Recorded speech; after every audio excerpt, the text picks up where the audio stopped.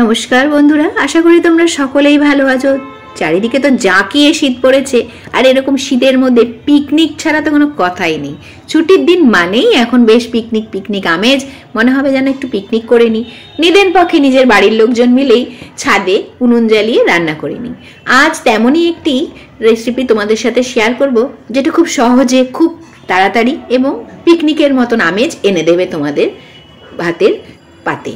চলো, আজকে মাংসটা বেশ সুন্দর করে আমি কাটিং করিয়ে নিয়ে এসেছি দোকান থেকে, আর প্রত্যেকটা লেগ পিস একটু বড় করে রেখেছি আর একটু কাট করে দিয়েছি যাতে তেল মশলা ভালো করে ঢোকে। আজকের রান্নাটা একটু অন্যরকম। মাংসটা ভালো করে ধুয়ে জল ঝরিয়ে নিয়েছি। এখন প্রত্যেকটা পিসকে আমি খুব সুন্দরভাবে ম্যারিনেট করব। আজকের পদ্ধতিটা একটু অন্যরকম আর পিকনিক স্টাইলে শীতের দুপুরে জমিয়ে খাওয়া দাওয়া হবে।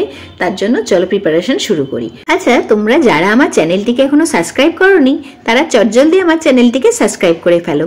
নতুন নতুন খুব ইজি রান্না আমি কিন্তু তোমাদের সাথে প্রতিদিনই এই টাইমে শেয়ার করে থাকি।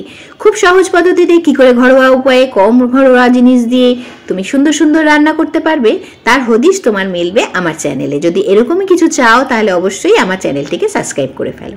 প্রথমেই আমি ম্যারিনেট করলাম শুধুমাত্র দুটো জিনিস, না তিনটে জিনিস দিয়ে। একটা হচ্ছে হলুদ দিলাম, আর তার সাথে পরিমাণ মতো লবণ দিয়ে নিলাম। এবারে জল ঝরিয়ে রাখা মাংসটা ভালো করে হলুদ এবং লবণ এই দুটো জিনিস দিয়ে খুব সুন্দর করে মেখে নিতে হবে।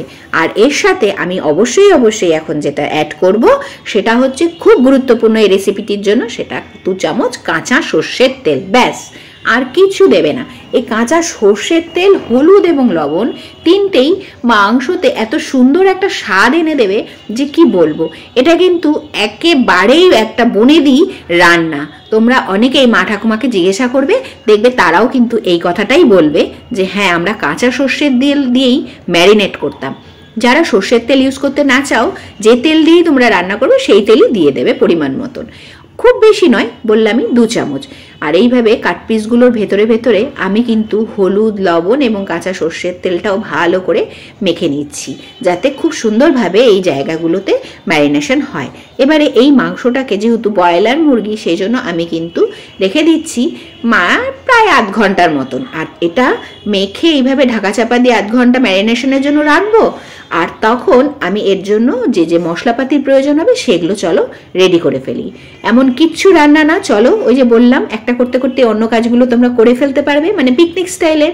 আর সেই জন্যই এইভাবেই আমি এই রান্নাটা করে থাকি। শীতের দিন চলে এসছে, দারুণ জমাটিয়া পিকনিক খাওয়ার ইচ্ছে হলে এইভাবে রান্না করে ফেলো। আর যারা পিকনিকে যেতে পারছো না, ঘরে এইভাবে রান্না করে ফেলো, ছাদে উনুন নিয়ে চলে যাও, ব্যাস হয়ে যাবে। এইখানে মশলা করছি। কয়েকটা কাঁচা লঙ্কা আমি রান্না থেকে লাল লঙ্কার গুঁড়ো পুরোপুরি বাদ দিয়েছি। আর দিলাম 2 চামচ ধনে গুঁড়ো, 2 চামচ জিরে গুঁড়ো, 2 চামচ আদা বাটা, আর কয়েক কোয়া রসুন, গোটা গরম মশলা সব একসাথে দিয়ে আমি পেস্ট করে রেখে দিলাম। এবারে তেল কড়াইতে দিয়ে দিলাম খুব সামান্য পরিমাণ। বললামই আজকের রান্নাটা একদম অন্য রকম হবে, যেহেতু কাঁচা তেল মাংসতে আমি সর্ষের তেল দিয়েছি, তাই আর বাকি তেলটা কড়াইতে দিয়ে দিলাম। দিয়ে সাদা জিরে, তেজপাতা, শুকনো লঙ্কা এই 3টে জিনিস ফোড়ন দিলাম। দেওয়ার পর তার মধ্যে দিয়ে দিলাম গোটা গরম মশলা ও অল্প কিছুটা ফোড়ন। এবারে তার মধ্যে আমি কুচিয়ে রাখা পেঁয়াজ পুরোটাই দিয়ে দিলাম, আর দিলাম বড় সাইজের একটা টমেটোর অর্ধেকটা পিস করে। আচ্ছা, টমেটোটা কিন্তু আমি বড় সাইজ করে কেটেছি, দেখো পিসগুলো। আর এখন একটু পেঁয়াজ আর টমেটোটা ভালো করে নরম করে ভাজার জন্য দিয়ে দিলাম আর সামান্য পরিমাণে লবণ, কারণ মাংসে কিন্তু আমি পরিমাণ মতো লবণ দিয়ে ফেলেছি, সেই জন্য এখানে অল্প একটু দিয়েছি। দিয়ে ভালো করে একটু ভাজা হলো। তারপরে এবারে ম্যারিনেট করে রাখা মাংসটা, যেটা 8 ঘন্টা আগে ম্যারিনেট করেছি, তোমরা চাইলে 1 ঘন্টা আগেও করতে পারো বা হোল নাইটও করতে পারো, সেইটা দিয়ে দিলাম। আর পিসগুলোতে দেখো কি সুন্দরভাবে হলুদ এবং লবণ ঢুকে গেছে। আর আশা করছি খেতেও দুর্দান্ত হবে, কারণ এই রেসিপিটা কিন্তু খুবই সুন্দর। আর বললাম বহু পুরনো একটা রেসিপি, যদি চাও তোমরা কিন্তু ঘরে এইভাবে ইজিলি এটা বানিয়ে নিতে পারো। কিন্তু এই সময় একটা জিনিস তোমাদের করতে হবে, মাংসটা দেওয়ার আগে একটু পেঁয়াজ আর টমেটোটাকে ভালো করে ভাজতে হবে, তারপর মাংসটাকে খানিকক্ষণ ভেজে নিতে হবে। এবারে দেখো মাংসটা একটু রং ধরেছে, তখন আমি বেটে রাখা মশলাগুলো দিয়ে দিলাম। আর দিয়ে দিচ্ছি জম্পেশ করে যে আলুটা এখন আমরা সবার ঘরে আমরা খাই, সেটা হচ্ছে নতুন আলু, নতুন লাল রঙের আলু ভালো করে ধুয়ে গোটা অবস্থায় আমি দিয়ে দিলাম এবারে মাংসের মধ্যে। তার মশলার সাথে আলু, যেহেতু নতুন আলু দেরিতে একটু দিলাম কারণ সেদ্ধ হয়ে যায় তাড়াতাড়ি, সেই জন্য কিছুটা মাংস হওয়ার পর যখন মশলা দিয়েছি তখনই আলু দিয়েছি। আর দেখো এই যে মিনিট 5 সাথে পরেই কি সুন্দর আলু একদম সেদ্ধ হয়ে গেছে, সাথে মাংস ভালো মতন মাখানো এবং কষানো হয়ে গেছে। মাংস আমার রেডি।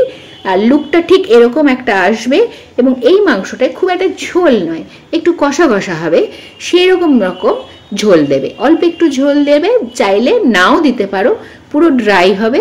আর এই খাবারটা রুটি, ভাত, ফ্রাইড রাইস সব কিছুর সাথে যায়। চলো, আমার রেসিপিটা যদি ভালো লাগে তাহলে একটা লাইক করো, আর ফিরবো নতুন ভিডিও।